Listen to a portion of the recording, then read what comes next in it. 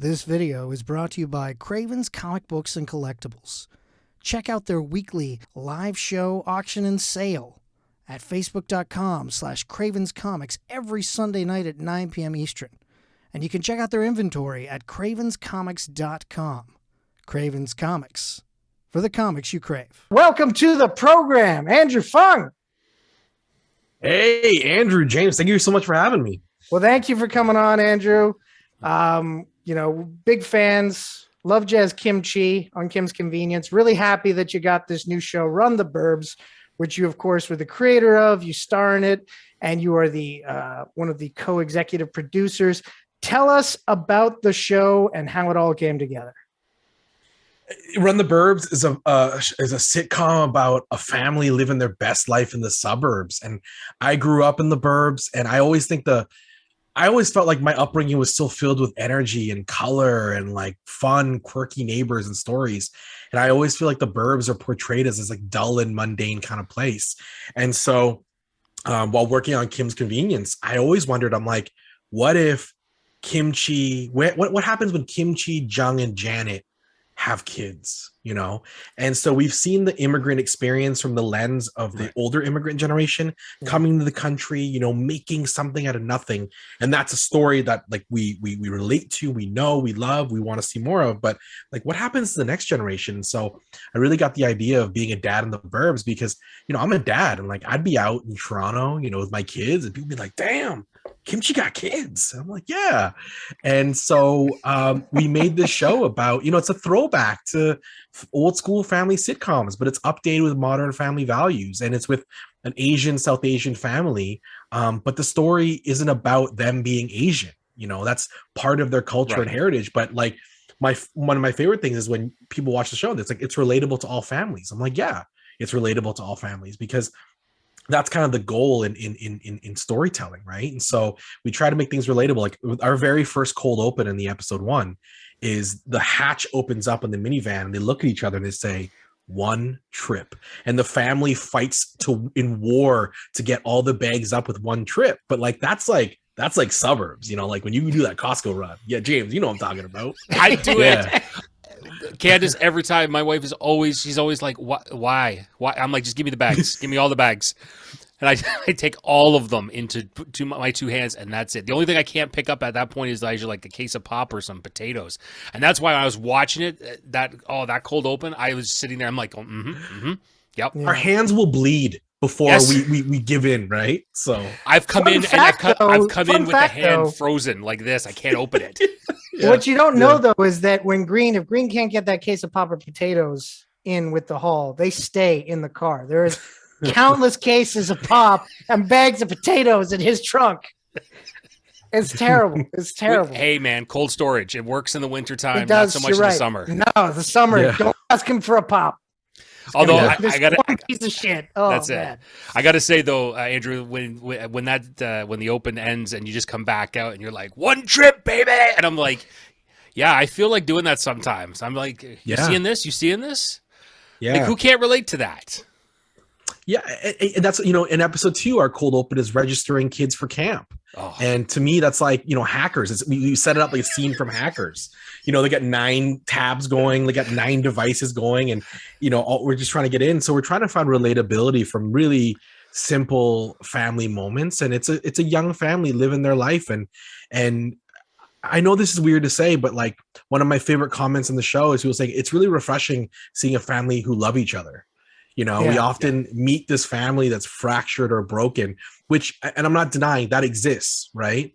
But at the same time, I want to show a loving family, but still have conflict within it. We love each other, but you can love your family and also hate them at the same time. Like you fight with them the most, you roast with the ones you love the most. And so that's kind of our vibe of showing a family who at the end of the day always come back to each other, but sometimes get really sick of each other.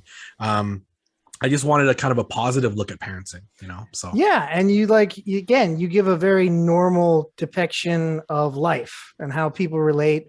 And like one thing that I thought was really well done is that, of course, the girl who plays your daughter on the show, Kia, the character of Kia, played by Azurai Wong.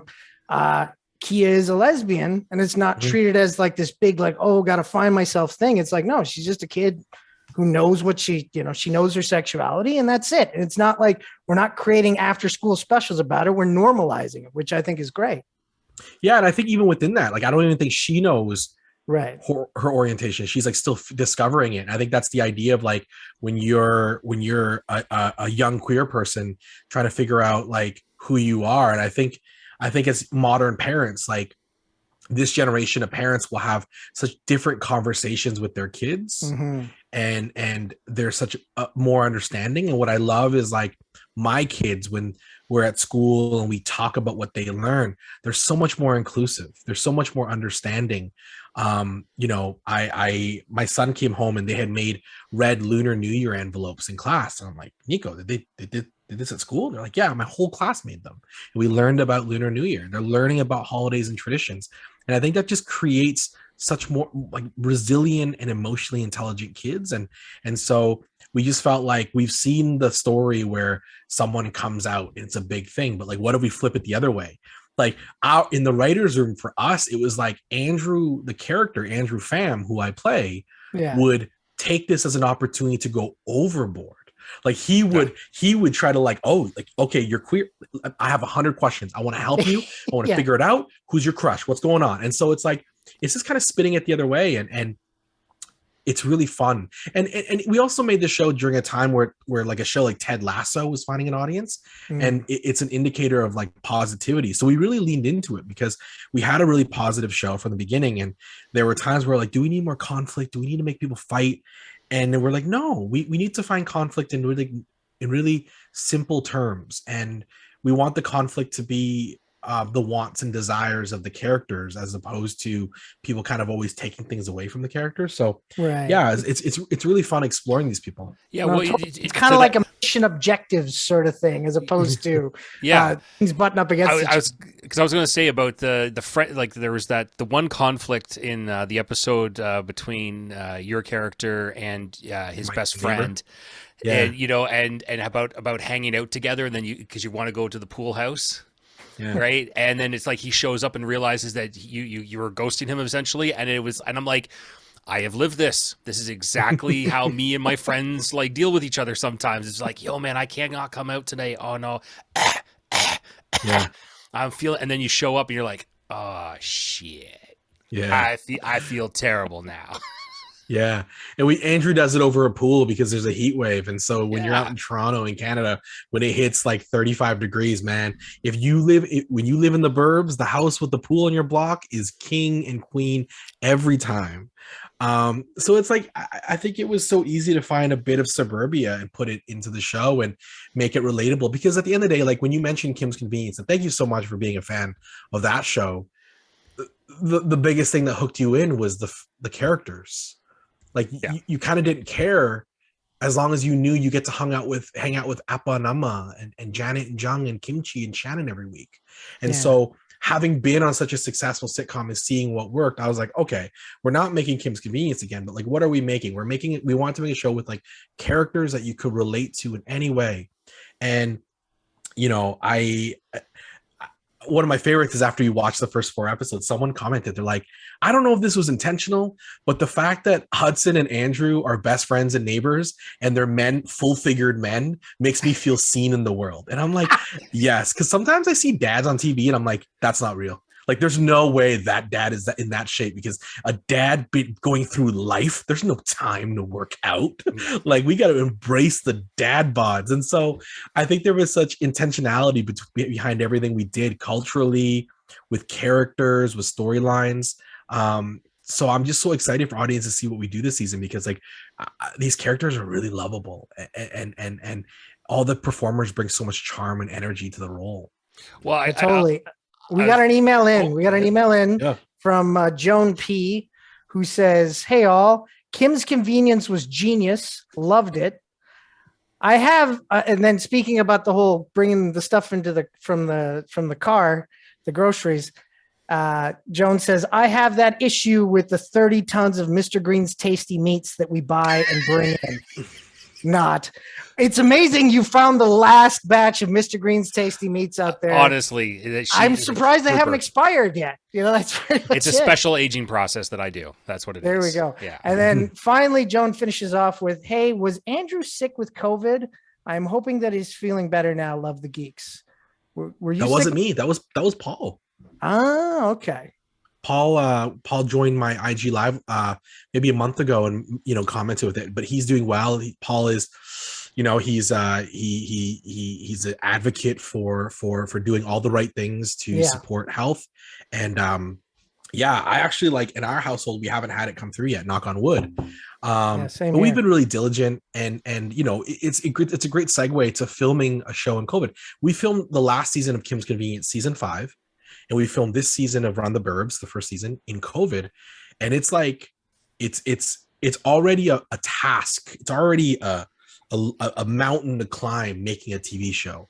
And then to do it while you're matrixing the bullets, like they're flying at you. You're just trying to avoid all the bullets. Props to the COVID team, props to the crew, props to the cast stepping up and limiting contact and doing everything possible to make sure we got through production without any outbreaks. Yeah, wow, that's amazing. We got another email in from Katie D, who writes, "Hey, your fave listener here. Big fan of Andrew's. Will Andrew be doing any comedy shows in the future? Would love to see him live." I'm gonna try to. We're comedy, depending on where we are, because comedy up in Canada, Toronto is just opening up again, and it's they're slowly starting again. I've had a few offers to start. It's a bit tricky just because of my schedule. I on the flip side, comedy shows are always at night and they're always really late, and so for 2 years I haven't gone out late, and I'm like, oh man, I've gained so much time back. I've been able to watch shows with my wife and do things. But yes, I will very much likely start doing shows again at some point. It's just between all these projects. But the great thing I get to plug tonight, if you're interested in seeing a bit of comedy, hop on Prime, Amazon Prime. My new series just dropped, Last One Laughing, LOL Canada. It's available globally, but it's 10 of Canada's best comedians in a house. If you laugh, you're eliminated. And the last one laughing, the last one to not laugh, wins $100,000 for their charity. You got me, you got Tom Green, you got Colin Mockery, Mae Martin, Jean Lajoie, Caroline Ray, Dave Foley. It's a who's who of Canadian comedy. And so I'm so pumped to see that show available around the world. Yeah, and I was surprised because I watched the first 2 episodes today, and you were the first comic they sent into the room. So did you know the order, or were you just did you know that you were going to be the first one in there? So what was it like? Nothing. Into that empty room, was that freaking you out, or? So what's wild is even getting to the set, they had all these protocols where you were brought in a vehicle, they ushered you into your dressing room, everything was blacked out. Even to pee, you would knock on the door and they'd be like, "Hold it, Andrew. Number 2, dressing room, clear out the hallway." They made sure every hallway was clear, so you never saw who was on the show. So I'm the first one in the house. The door opens, and I didn't know anyone on the show. I made a guess. I made a list. The door opens with the icon, the OG of improv comedy in the world. Colin Mockery walks in. Yeah. And I hadn't seen Colin in a few years, but I also hadn't really seen anybody. I hadn't hugged anybody like that. So I went up and hugged Colin. We were tested, cleared to be in the studio. So I knew it was safe. And I said, "Oh, fuck, Colin Mockery's in this house with me." Door opens up again. Deborah DiGiovanni, who is an amazing stand-up comedian. Door opens up again. It's like the Undertaker coming back to WrestleMania. Tom Green, old man Tom Green walks out, bearded. And here's the thing. When you're a kid in the early 2000s, Tom Green was incredible because he did anything for a laugh, and he was so skilled.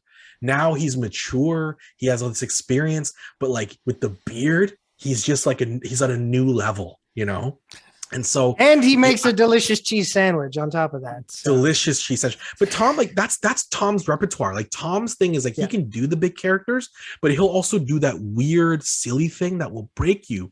And so that's what's so deadly about Tom Green. So this lineup, I didn't know anybody in the lineup. I guess there would be a kid in the hall. I knew there'd be one kid because like I just was like, if you look at like the scope of comedy in this country, how could you not have a kid in the hall? And I guess K. Trevor Wilson. But I didn't guess anyone else. And so it's pretty incredible. But like, someone was watching it and saying it's just like, was it as fun as it was to film? And I'm like, yeah, it was like 10 comedians hanging out, like just doing silly things. And we all come in, we're like, we're looking in the mirror. We're like, I will be classy. I will be highbrow. I'll do smart comedy. And then you walk in, you're like, fart. Like you're just like, oh man, that went out the window. And well, I kind of went out the window before that for you because one of your gags is a picture of a kid with penis hands. So you're like, hey, look at this. Yeah. That's so funny. That's so funny. He's got penises for hands. I watched the Australian version, and the Australian version starts off with a gentleman wearing a jacket made out of dildos. And it's like the funniest thing in the world. And so I'm like, okay, let's just go for it. And so it was really fun. And honestly, I think it's the show we need right now because it's just silly and all the money goes to charity. And so it's a nice little break from the world. And it's been getting such wonderful feedback of people just really enjoying it because I think we need a good laugh right now. Oh yeah, coming out of COVID like we are, like hopefully we are, so hopefully that you're right. I think that these past 2 years has been pretty rough psychologically on most of us, and having some good laughs, whether it be Last One Laughing or Run the Burbs, that you're giving us some rays of sunshine, Andrew. That's what this is it. You're now my ray of sunshine. That's what I'm going to call you from now on. That's it. Oh, James, that's so nice, man. I honestly started doing comedy for that reason. Like I started doing comedy to make people laugh because I love making people laugh, and I really stuck to it. And all I've wanted my shows to be is to make people laugh. And I've turned down shows that I was like, you know what, this isn't really who I am. And I'm a father now. I'm a husband. I want to be a big member of my community. I just want to make people happy because we need it so much. And so when people reach out to me, they see me on the street and they're like, coming up, they're like, yo, man, you don't know how Kim's got us through some tough times during COVID. I'm like, I'm so honored to hear that because that's all we wanted. That's the best thing I could hear. And even for the people who don't like me, there's some people who do not like me. And I still say, I'm like, I hope I can make you laugh someday. I genuinely hope that way, because I don't want anyone to dislike me. And I also don't want to exclude anybody, And so, yeah, it's been a gift and a joy. And so when Kim's blew up around the world, it was so cool. Yeah, no, totally. I hear from a lot of people, that guy's funny and he's got great hair. That's what I was looking at it, I think of like mid-2000s Samoa Joe. That's what I see when I look at your hair. That's a good reference. Yeah. That's a good reference. I see you have that large collection of championship belts behind you, and I don't think they're all WWE, are they? You got some other promotions up there, right? No, there's a lot of WCWs up there. There's there's some IWGPs. There's an AEW over here. There's an MLW somewhere. So like I and I think it explains kind of my comedic persona. I was a big fan of pro wrestling. Yeah. Grew up on WWF wrestling, and it's kind of, I've always been interested in it. And it's when you get older, you just kind of lean into the things you love. But like, on a show like yours where we're just like geeking out, and that's why I connected so much with Paul Sun Young Lee, who plays Appa. Yeah. Because him and I would just go to Comic Cons and expos as nerds and fans and just love it. And we love different things, but we always admire it. So when I get wrestling belts, if he gets lightsabers delivered to my house because he's gonna be away for a few days, it's like we just say treat yourself. Yeah, totally. And it's so cool seeing him and my co-star Simu and like them just living their life right now. So it's really cool. Yeah, and I know. And speaking of being a nerd of things, I also see the gigantic wall. All of shoes. Yeah. So obviously you're a sneakerhead. Obviously, yeah. Yeah. Yeah. That's all your Kim's Convenience paychecks right there. Is that what I'm? No.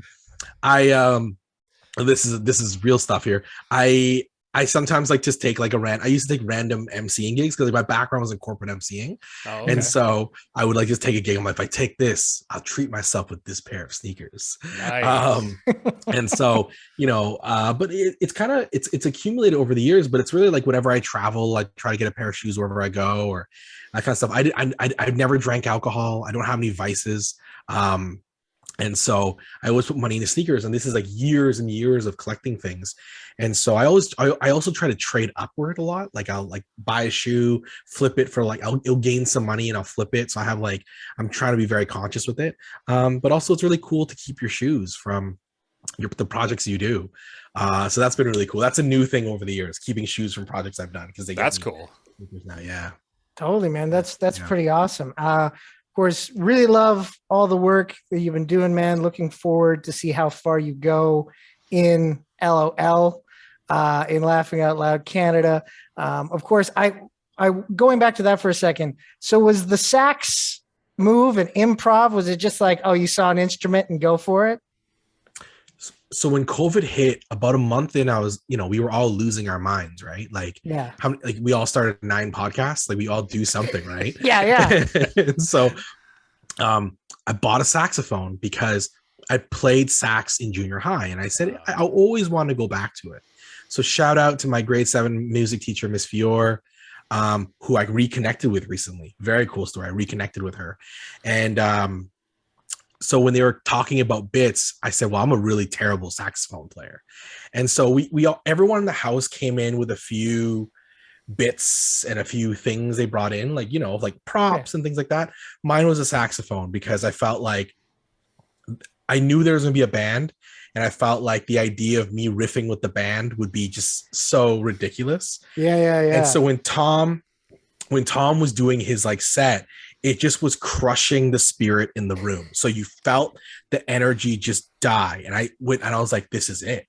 Like if I'm going to get someone on their heels, like right now, they're least expecting Andrew coming out in with the saxophone. So when he leaves the stage and I come back in, it was like a punch to the face to some of these people, right?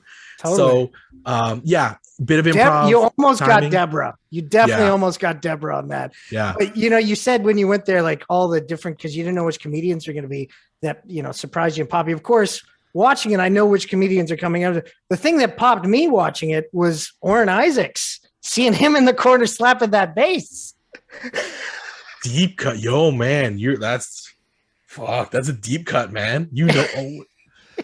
Oh my God, like that, like I want to actually give you props for your deep knowledge of Canadian musicians from the early 2000s. It was it's nice to see him in a room with funny people, because like back when he was with Bullard, not so much for me. But anyway. But also he loves to laugh.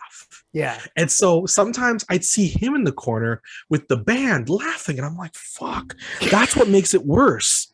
Because when you're in a room and no one's laughing, you're like, we're in solidarity. We're just like killing this joke. But when you see this guy laughing, you're like, fuck, man, that's so funny. That's so funny. That makes it harder. And so watching the show back with my wife was a joy, because firstly, I forgot about a lot of these things, because I filmed this show 2 weeks before I started filming Run the Burbs. So I'm writing for 6 months. I'm in pre-production for 6 weeks. I step away to film this other show. I come back, film my new show. It was a weird mind space. But then when you're in this house for how many hours, you just kind of forget, because you're just like fighting one another comedically. Like there's some trauma there. And you go to bed that night, you just like decompress and let it go. So it was kind of cool seeing it all back, and then finally being able to laugh. No, totally, man. Totally. Well, it's been great talking with you. One final question before we go, because, I got to bring up wrestling again. Cody Rhodes leaving AEW. Do you think that's a good move or a bad move? Me personally, I think it's a bad move for Cody. Well, the question is it good? Who's it a good move for? I actually think it's a good move for AEW, because for AEW, Tony Khan was trying to, really run the product, and Cody had been running it and took the control was taken away. I also think that Cody leaving opens up spots for other people. I think Daniel Bryan, John Moxley, CM Punk, they're obviously doing great things. MJF. I think it's a bad move for Cody, but on the flip side, Cody's a very smart individual. He's had people doubt him time in, time out. My sense is that if he goes to WWE, he knows what he's doing. He's going to fight for that contract, and he might come in as the top guy. He will come in as the top guy, But I feel like as anyone who watches the product over the years, we all kind of know within a year, it might not feel that way, right? Yeah. And so there's a big pop like Shinsuke Nakamura, Finn Balor, Kevin Owens, Sami Zayn. The list goes on and on, man. Could be that four alone is an entire federation. That's like your top 4 stars, and like those guys, aside from Sami Zayn doing stuff with Johnny Knoxville, you're not really seeing them rise up. So, hey, I wish him nothing but the best. But as some wrestling fans, it's pretty cool. Like, it's really cool seeing the drama again and seeing who does what. Like, we love it. Come on. Yeah, of course. We totally love it. Definitely, man. Definitely. Nerds, we love it so much. So it's cool to see. But I got a Vegas trip booked to see Double or Nothing. So you're lucky, man. That's gonna be good. The final of the Owen Hart tournament's gonna be at that show. So. I hosted in 2020 or 2019, I hosted the fundraiser for the Owen Hart Foundation and Martha Hart. That family is nothing, just first class. And I would do anything for that, for Martha, and her kids, and do anything for Owen. I'm a Calgary kid, born and raised. So my heart is with the Hart, the Hart family. So it's super cool to see. That's awesome, man. Andrew, I just one quick last thing. I just want to say, I love you, man. You're amazing, but window open. Hashtag team window open. Yes. By the way, last time when we had Paul on here a few weeks ago, and he reiterated the origin story and really laid it on even thicker than he ever has before. Paul acts like I left him in a cave for 17 days. We were on a flight to Saskatoon. He gave me the window seat. He turned away to talk to someone, turned back. I had fallen asleep, pulled down the window, and it was an old Air Canada flight with no entertainment system. But every time he tells it, he acts like he's a Chilean miner left in a cave for 17 days, and I just ignored him. Paul's fine. He had his phone. He had Adrian Arsenault beside him. He had the entire CBC division with him. Ron McLean was in first class. Go hang out with Ron. It was fine, all right? The window is not, it was night. It was a night flight. What was he going to get from a dark window? Oh, man. See, that should be like your team window closed camp should also put hashtag go hang out with Ron McLean. But has he told you the Ron McLean story afterwards? No, we'll have to get that from him sometime, man. It's incredible. Yeah. That's awesome. Well, Andrew, thank you so much for coming on the program, man. We'll definitely want to have you back again soon. And we'll talk more about all the things we love again.